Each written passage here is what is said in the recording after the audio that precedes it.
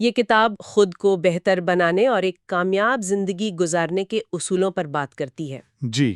تو آج کی گفتگو کا مقصد اس کتاب کے بنیادی اسباق کو صرف دہرانا نہیں، بلکہ ان کے پیچھے چھپے فلسفے کو سمجھنا ہے اور یہ دیکھنا ہے کہ یہ عملی طور پر ہماری زندگیوں پر کیسے لاگو ہو سکتے ہیں۔ اور جو چیز ان ذرائع کو دلچسپ بناتی ہے نا، وہ یہ ہے کہ یہ کامیابی کو ایک چیک لسٹ کے طور پر نہیں دیکھتے۔ اچھا۔ مصنف کا نقطہ نظر یہ ہے کہ کامیابی کوئی منزل نہیں ہے جسے آپ حاصل کر کے بس رک جائیں، بلکہ یہ ایک طرز زندگی ہے، ایک مسلسل سفر ہے۔ ایک سفر۔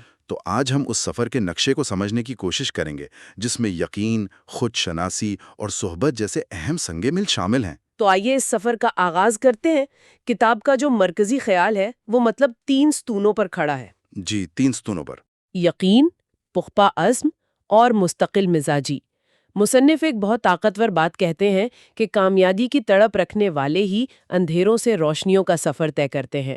اور یہ بات آج کل کے دور میں بہت اہم ہے، جہاں ہر کوئی فوری نتائج چاہتا ہے۔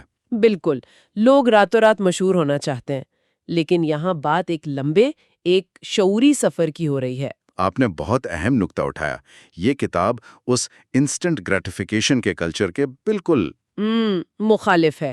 مصنف کامیابی کو دولت یا شہرت کے ڈھیر سے نہیں جوڑتے، بلکہ اسے ایک خوبصورت احساس کہتے ہیں۔ بالکل، ایک خوبصورت احساس اور بہترین طرز زندگی۔ یعنی کامیابی باہر کی دنیا میں کچھ حاصل کرنے کا نام نہیں، بلکہ اپنے اندر ایک ایسی حالت پیدا کرنے کا نام ہے جہاں آپ ہر روز خود کو بہتر محسوس کریں۔ اور اس سفر کا پہلا قدم خواب دیکھنا ہے۔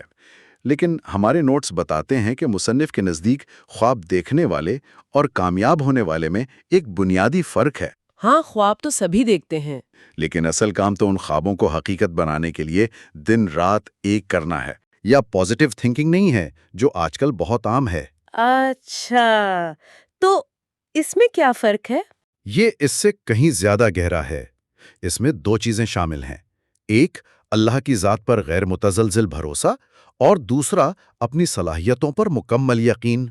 یہ یقین ہی ہے جو آپ کو اس وقت بھی چلتے رہنے کی ہمت دیتا ہے جب حالات بالکل آپ کے خلاف ہوں اور دور دور تک کامیابی کا کوئی نشان نظر نہ آ رہا ہو۔ لیکن یہاں ایک سوال ہے، کیا یہ صرف ایک طرح کی ضد یا اندھا اعتماد نہیں ہے؟ بہت سے لوگ یقین کے نام پر حقیقت سے آنکھیں چرا لیتے ہیں۔ کتاب اس میں کیسے توازن قائم کرتی ہے؟ بہت اچھا سوال ہے۔ مصنف کے مطابق یہ اندھا اعتماد نہیں ہے، یہ ایک باخبر یقین ہے۔ اس کی بنیاد صرف خواہش پر نہیں ہے، بلکہ خود شناسی پر ہے۔ خود شناسی۔ جی، اور یہی ہمیں کتاب کے دوسرے اہم پہلو کی طرف لے جاتا ہے، جسے خودی یا خود شناسی کہا گیا ہے۔ جب آپ جانتے ہیں کہ آپ کون ہیں، آپ کی طاقت کیا ہے، آپ کی کمزوریاں کیا ہیں، تو آپ کا اپنی صلاحیتوں پر یقین ٹھوس حقیقت پر مبنی ہوتا ہے، کھوکھلے دعووں پر نہیں۔ یہ تو بہت دلچسپ ہے، یعنی اپنی ذات کو پہچاننا ہی اصل طاقت ہے۔ مجھے فوراً علامہ اقبال کا فلسفہ خودی یاد آ گیا۔ کیا مصنف اسی کی بات کر رہے ہیں؟ ہاں، حوالہ وہیں سے لیا گیا ہے، لیکن اس کا اطلاق بہت عملی ہے۔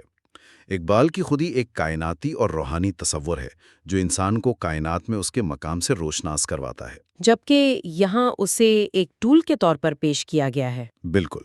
مصنف اسے روزمرہ کی زندگی میں ایک عملی ٹول کے طور پر پیش کرتے ہیں۔ ان کے نزدیک خودی کا مطلب ہے اپنی صلاحیتوں اور کمزوریوں کی ایک ایماندارانہ فہرست بنانا۔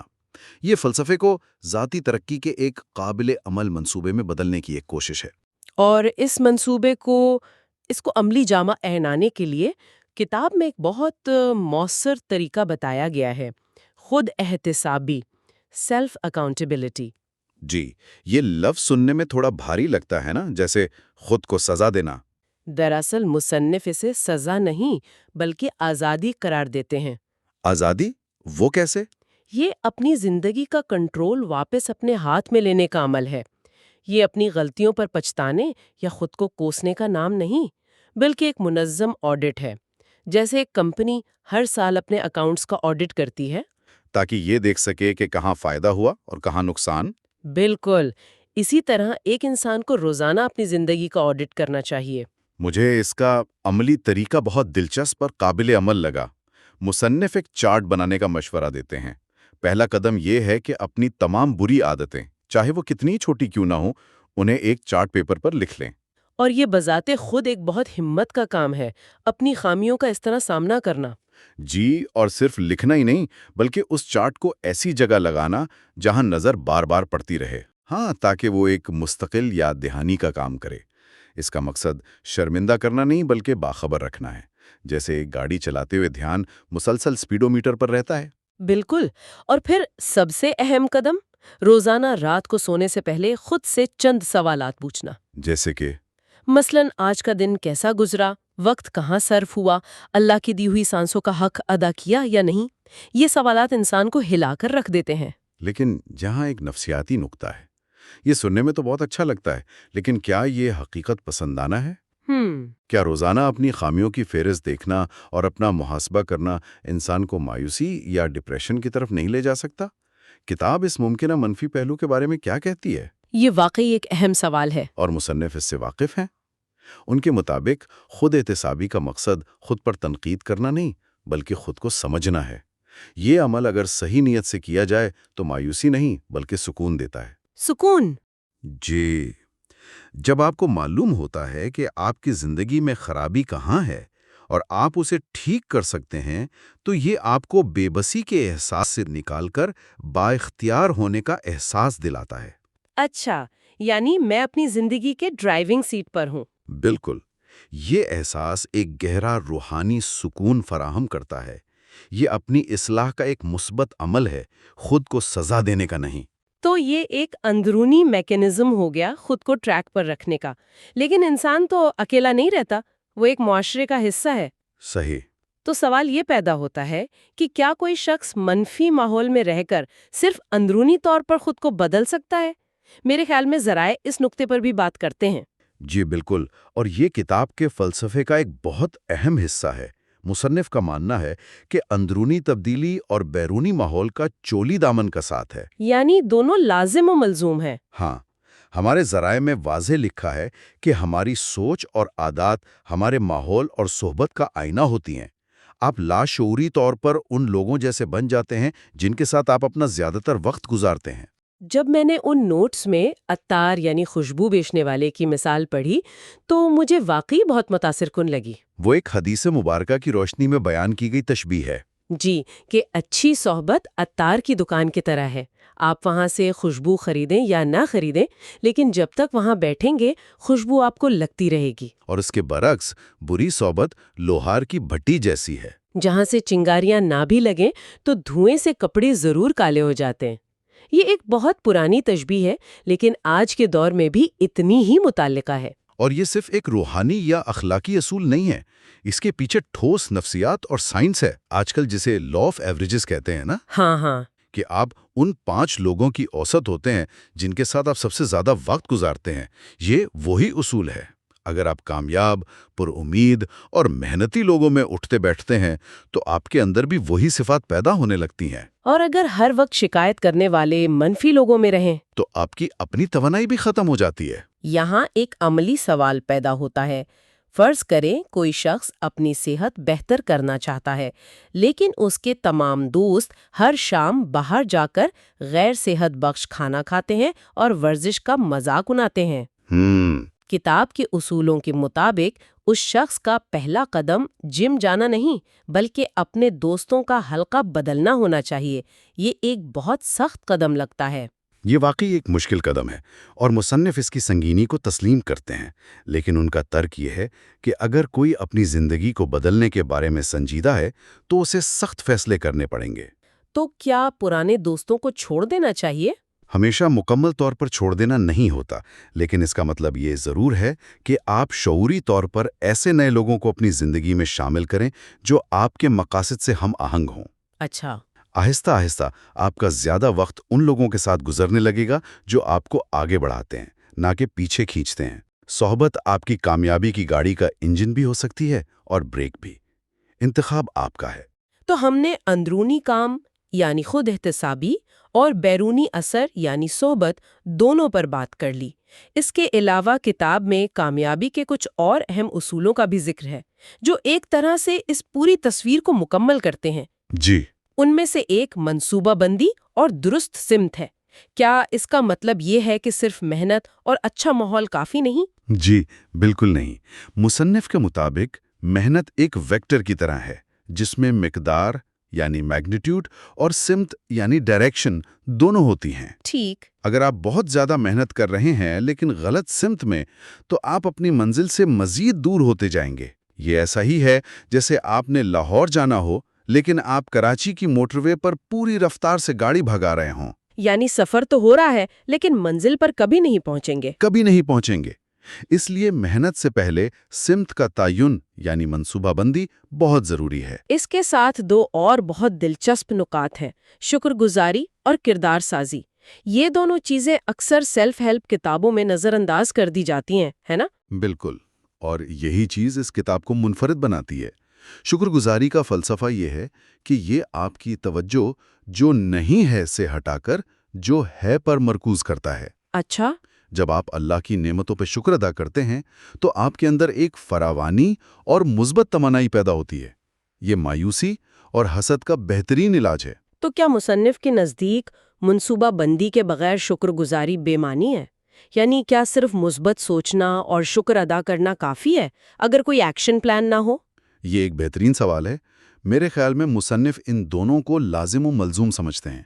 شکر گزاری آپ کو صحیح ذہنی حالت فراہم کرتی ہے اور منصوبہ بندی اس ذہنی حالت کو عملی اقدامات میں بدلتی ہے۔ یعنی ایک کے بغیر دوسرا ادھورا ہے؟ جی، صرف شکر گزاری آپ کو غیر فعال بنا سکتی ہے اور صرف منصوبہ بندی آپ کو ایک بے چین اور غیر مطمئن مشین بنا سکتی ہے۔ کامیابی کے لیے روحانی سکون اور عملی حکمت عملی دونوں کا امتزاج ضروری ہے۔ اور آخر میں کردار سازی۔ مصنف نے ایمانداری، حسن نیت اور ادب و احترام جیسی اخلاقیات کو کامیابی کی بنیاد قرار دیا ہے۔ آج کے دور میں جہاں لوگ شارٹ کٹ اور دھوکہ دہی سے آگے بڑھنے کی کوشش کرتے ہیں، یہ بات کچھ پرانی نہیں لگتی؟ شاید کچھ لوگوں کو لگے، لیکن مصنف کا نقطہ نظر یہ ہے کہ بغیر مضبوط کردار کے حاصل کی گئی کامیابی ریت کے محل کی طرح ہوتی ہے، جو کسی بھی وقت گر سکتی ہے۔ بالکل۔ آپ کی صلاحیتیں آپ کو کامیابی دلا سکتی ہیں، لیکن صرف آپ کا کردار ہی اس کامیابی کو برقرار رکھ سکتا ہے۔ جب آپ ایماندار ہوتے ہیں، جب آپ کی نیت صاف ہوتی ہے، تو لوگ آپ پر بھروسہ کرتے ہیں۔ یہ بھروسہ ہی آپ کا سب سے بڑا اثاثہ بنتا ہے۔ تو اگر ہم آج کی پوری گفتگو کا خلاصہ کریں تو علی شرازی کی کتاب کے مطابق کامیابی کوئی ایک چیز نہیں بلکہ ایک مکمل طرز زندگی ہے۔ جی، اس کا آغاز یقین کامل سے ہوتا ہے، پھر مستقل مزاجی کی محنت سے اسے آگے بڑھایا جاتا ہے۔ اس سفر میں اپنی سمت درست رکھنے کے لیے خود شناسی اور روزانہ کی خود احتسابی کا ٹول استعمال کیا جاتا ہے۔ اور اس پورے عمل کو تقویت ملتی ہے مثبت سوچ، اچھی صحبت، شکر گزاری اور ایک مضبوط کردار سے۔ بالکل۔ بالکل صحیح خلاصہ ہے۔ یہ ایک جامع نظام ہے جس میں آپ کی روحانیت، نفسیات، عادات اور سماجی تعلقات سب ایک ساتھ کام کرتے ہیں۔ اور آخر میں ایک اہم سوچ جو یہ ذرائع ہمیں دیتے ہیں وہ یہ ہے کہ اس سفر میں ناکامی محض ایک راستہ ہے، منزل نہیں۔ یہ بہت اہم بات ہے۔ خود احتسابی کا عمل ہمیں یہی سکھاتا ہے کہ اپنی غلطیوں کو سیکھنے کا ایک موقع سمجھا جائے، نہ کہ اپنی ذات پر ایک دھبا۔ اصل کامیابی گرنے میں نہیں، بلکہ ہر بار گر کر اپنی غلطی سے سیکھ کر پہلے سے زیادہ عزم کے ساتھ دوبارہ اٹھنے میں ہے۔ یہ پڑھتے ہی انسان کے اندر ایک امید سی جاگتی ہے۔ اور اسی نفسیات پر تو یہ پوری سیلف ہیلپ یا موٹیویشنل کتابوں کی صنعت کھڑی ہے۔ عنوان ایسا ہونا چاہیے جو پڑھنے والے کو فوراً اپنی طرف کھینچ لے۔ جی، ستارہ کا استعارہ بھی بہت اہم ہے۔ ستارہ روشنی کی، رہنمائی کی، بلندی کی علامت ہے۔ تو جب آپ کسی کو کہتے ہیں تم ستارے ہو تو آپ اسے یہ سارے معنی ایک ساتھ دے رہے ہوتے ہیں۔ آپ اسے بتا رہے ہوتے ہیں کہ تم عام نہیں ہو، تم خاص ہو۔ ایک منٹ، یہاں سرورق پر ایک کونے میں کچھ لکھا ہے 11th ایڈیشن، 11واں ایڈیشن۔ او واو! اس کا مطلب ہے کہ یہ کتاب کوئی نئی نہیں ہے اور بہت زیادہ مقبول ہے۔ 11 ایڈیشنز تک پہنچنا، خاص طور پر اردو کتابوں کی مارکیٹ میں، یہ تو بہت بڑی کامیابی ہے۔ یہ بہت اہم نکتہ ہے۔ اس سے ہمیں مارکیٹ کے مزاج کا اندازہ ہوتا ہے۔ شاید ہمارے معاشرے میں لوگ اس قدر بے یقینی کا شکار ہیں کہ اس طرح کی کتابیں جو انہیں یقین اور عزم کا ایک سیدھا سادہ فارمولا دیتی ہیں، وہ ہاتھوں ہاتھ لی جاتی ہیں۔ مصنف کا نام بھی دیا گیا ہے، علی شیرازی۔ جب ہم اندر کا صفحہ دیکھتے ہیں تو کتاب کا مقصد اور بھی واضح ہو جاتا ہے۔ جی، عنوان کے نیچے ایک اور لائن ہے۔ ہاں، یقین، عزم اور مستقل مزاجی سے کامیابی تک کا سفر۔ تو یہ ایک روڈ میپ ہے۔ بالکل، ایک گائیڈ بک۔ اس میں کوئی لمبا چوڑا فلسفہ نہیں ہے، بس 3 چیزیں: یقین کرو، عزم رکھو اور مستقل مزاج رہو، تو کامیابی مل جائے گی۔ اور یہ فارمولا اتنا پرکشش اسی لیے ہے کہ یہ بہت آسان لگتا ہے۔ یہ آپ کو بتاتا ہے کہ کامیابی آپ کے اپنے کنٹرول میں ہے۔ صحیح۔ اور پبلشرز کا نام بھی دیکھیے، نئی سوچ پبلشرز۔ یہ نام خود ہی ایک برانڈنگ ہے۔ ہاں، نئی سوچ۔ اس سے یہ تاثر ملتا ہے کہ یہ کتاب روایتی سوچ سے ہٹ کر جدید دور کے لیے لکھی گئی ہے۔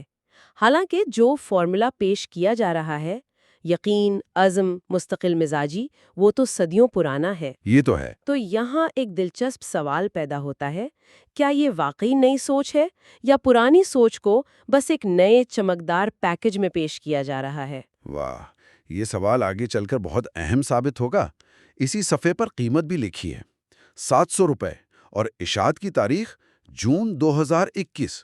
تو یہ ایک مکمل تصویر بنتی ہے علی شیرازی کی ایک انتہائی مقبول، تھوڑی مہنگی موٹیویشنل کتاب۔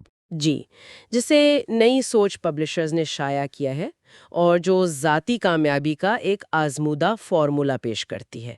یہاں تک تو کہانی بالکل سیدھی ہے۔ بالکل سیدھی۔ جی، یہاں تک یہ کسی بھی بیسٹ سیلر کتاب کی کہانی ہو سکتی ہے۔ لیکن اب اس کہانی میں وہ غیر متعلقہ کاغذات داخل ہوتے ہیں جن کا ذکر آپ نے شروع میں کیا تھا، اور وہ اس سیدھی سادی کہانی کو ایک بالکل مختلف اور کہیں زیادہ پیچیدہ داستان میں بدل دیتے ہیں۔ یہی تو سب سے حیران کن بات ہے۔ کتاب کے ان صفحات کے ساتھ جو مواد ہے وہ کسی آن لائن گروپ کے قواعد و ضوابط ہیں، غالباً کوئی واٹس ایپ یا ٹیلی گرام گروپ ہوگا۔ لگتا تو یہی ہے۔ گروپ کا نام ہے اردو کتب۔ ایک منٹ، کتاب اور ایک واٹس ایپ گروپ کے قوانین، ان دونوں کا آپس میں کیا تعلق ہو سکتا ہے؟ مجھے تو یہ پہلی نظر میں بہت عجیب لگا۔ یہ دراصل ڈیجیٹل دور میں علم کی تقسیم کا ایک بہت عام ماڈل ہے۔ لوگ اب صرف کتابیں خریدتے یا لائبریری سے نہیں لیتے، بلکہ آن لائن کمیونٹیز کا حصہ بنتے ہیں جہاں کتابیں PDF کی شکل میں شیئر کی جاتی ہیں۔ اچھا۔ اور یہ گروپ صرف کتابیں جمع کرنے کی جگہ نہیں ہوتے، بلکہ یہ اپنی ایک الگ دنیا، اپنے الگ اصول اور اپنی الگ ثقافت رکھتے ہیں۔ اور اس گروپ کے اصول تو واقعی بہت سخت ہیں۔ پہلا اصول ہی دیکھیں، لکھا ہے گروپ میں صرف PDF فائل پوسٹ کی جاتی ہیں، لہٰذا کتب کے متعلق اپنے کامنٹس یا ریویو ضرور دیں۔ یعنی صرف خاموش قاری بن کر رہنا منع ہے، آپ کو حصہ لینا ہوگا۔ یہ تو ایک طرح سے لازمی بک کلب میٹنگ جیسا ہے۔ بالکل، لیکن اگلا اصول دیکھیے، وہ کنٹرول کی نوعیت کو واضح کرتا ہے۔ ایڈمن کی اجازت کے بغیر کسی بھی قسم کی پوسٹنگ سختی سے منع ہے۔ ہاں، چاہے وہ اسلامی ہو، غیر اسلامی ہو یا اخلاقی۔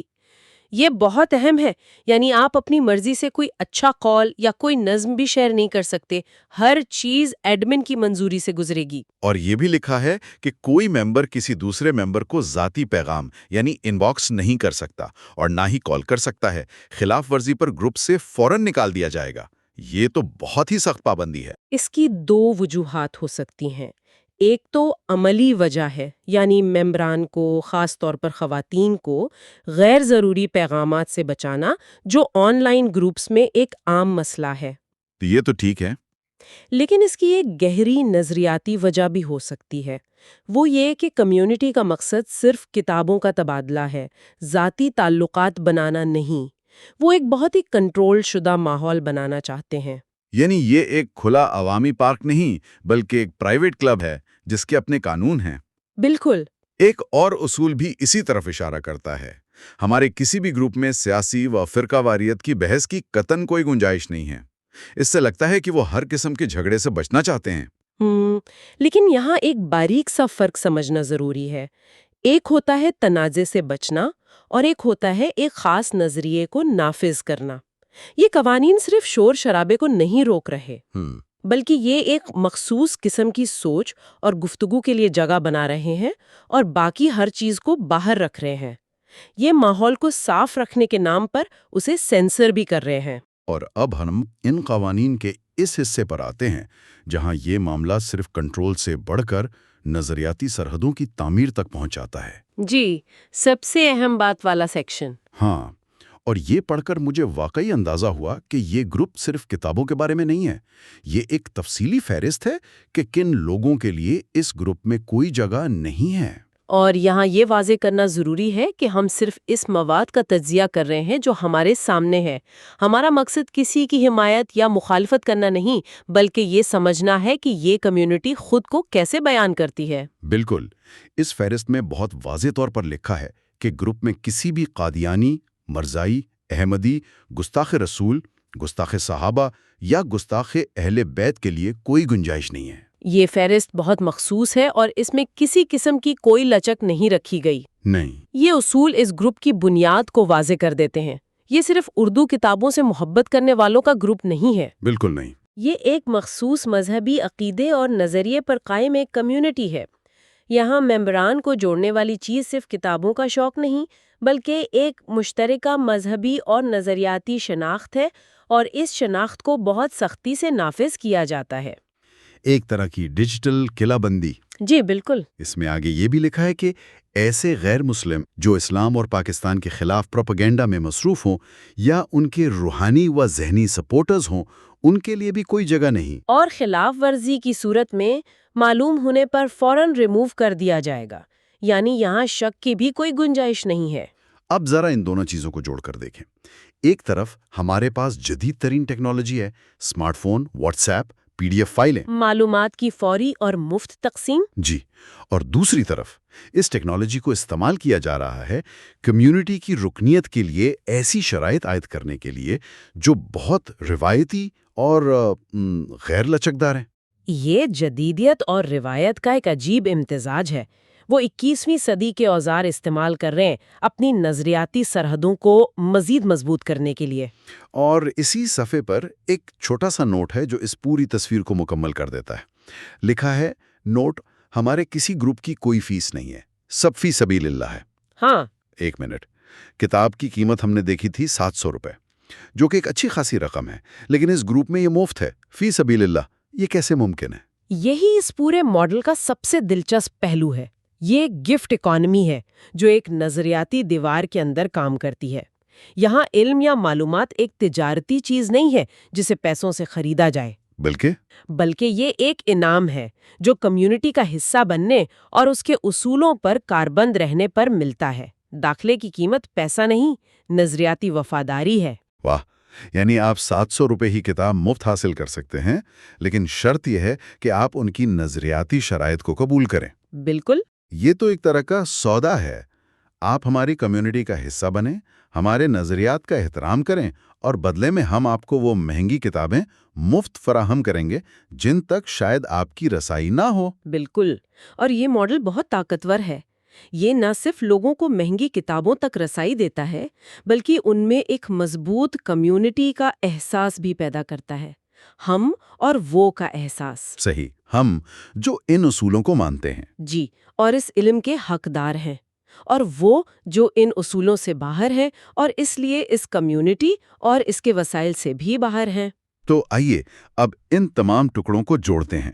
ہم نے شروع کیا تھا علی شیرازی کی ایک بظاہر بہت آفاقی اور مثبت کتاب سے، سنو تم ستارے ہو، ایک ایسا پیغام جو ہر انسان کو حوصلہ دیتا ہے کہ وہ اپنی صلاحیتوں کو پہچانے اور دنیا میں اپنا مقام بنائے۔ جی، لیکن جب اس کتاب کو اردو کتب جیسے گروپ کے مخصوص اور کنٹرول شدہ ماحول میں پیش کیا جاتا ہے تو اس کا پیغام آفاقی نہیں رہتا، وہ مخصوص ہو جاتا ہے۔ کتاب کا پیغام تو وہی رہتا ہے، لیکن اس کا سیاق و سباق۔ تو کیا اس کا مطلب یہ ہے کہ جب کتاب کہتی ہے سنو تم ستارے ہو، تو اس گروپ کے اندر اس کا مطلب یہ بن جاتا ہے کہ سنو تم، یعنی جو ہماری کمیونٹی کا حصہ ہو اور ہمارے نظریات کو مانتے ہو، تم ستارے ہو؟ آپ نے بالکل صحیح پکڑا۔ یعنی یہ پیغام اب سب کے لیے نہیں بلکہ صرف اپنے لوگوں کے لیے ہے۔ جی، کتاب کا آفاقی پیغام اس نظریاتی فلٹر سے گزر کر ایک خاص گروہ کے لیے محسوس ہو جاتا ہے۔ تمہیں چمکنا ہے جہاں میں کا مطلب پھر شاید یہ نہیں رہتا کہ دنیا میں کہیں بھی اپنی صلاحیتوں کا لوہا منواؤ، تو پھر کیا بن جاتا ہے؟ بلکہ یہ بن جاتا ہے کہ اپنی کمیونٹی کے نظریات کی روشنی میں اسی دائرے کے اندر رہتے ہوئے کامیابی حاصل کرو اور چمکو، کتاب کا پیغام ایک طرح سے اغوا ہو جاتا ہے۔ یہ تو بہت گہری بات ہے۔ اس کا مطلب ہے کہ کوئی بھی مواد، چاہے وہ کتنا ہی غیر جانبدار کیوں نہ ہو، جب ایک خاص نظریاتی ماحول میں پیش کیا جاتا ہے تو وہ غیر جانبدار نہیں رہتا، وہ ماحول اس پر اپنا رنگ چڑھا دیتا ہے۔ بالکل۔ نئی سوچ پبلشرز کی کتاب ایک بہت ہی روایتی اور بند سوچ والے نظام کا حصہ بن جاتی ہے۔ یہی آج کی گفتگو کا مرکزی نقطہ ہے۔ معلومات کبھی بھی خلا میں موجود نہیں ہوتی، اسے ہمیشہ ایک سیاق و سباق میں پیش کیا جاتا ہے۔ اور وہ سیاق و سباق، وہ واٹس ایپ گروپ، وہ ویب سائٹ، وہ یوٹیوب چینل، اس معلومات کے معنی پر اتنا ہی اثر انداز ہوتا ہے جتنا کہ خود معلومات۔ یہ ہمیں سکھاتا ہے کہ ہمیں صرف یہ نہیں دیکھنا چاہیے کہ کیا کہا جا رہا ہے، بلکہ یہ بھی دیکھنا چاہیے کہ کون کہہ رہا ہے، کہاں کہہ رہا ہے اور کن شرائط پر کہہ رہا ہے۔ تو آج ہم نے ایک بظاہر سادہ سی موٹیویشنل کتاب کی تہوں کو کھولا اور اس کے پیچھے چھپی ایک پوری ڈیجیٹل کمیونٹی، اس کے سخت قانون اور اس کے نظریاتی ڈھانچے کو دریافت کیا۔ اور آخر میں سامعین کے لیے ایک سوال چھوڑے جاتے ہیں۔ جب علم کو ایک کھلے بازار جیسے لائبریری یا دکان کے بجائے ایک بند اور نظریاتی طور پر کنٹرول شدہ ڈیجیٹل ماحول میں مفت فراہم کیا جاتا ہے، تو کیا اس سے علم کی طاقت بڑھتی ہے کیونکہ وہ زیادہ لوگوں تک پہنچ رہا ہے، یا اس کی وسعت محدود ہو جاتی ہے کیونکہ وہ ایک نظریاتی فلٹر سے گزر کے پہنچ رہا ہے؟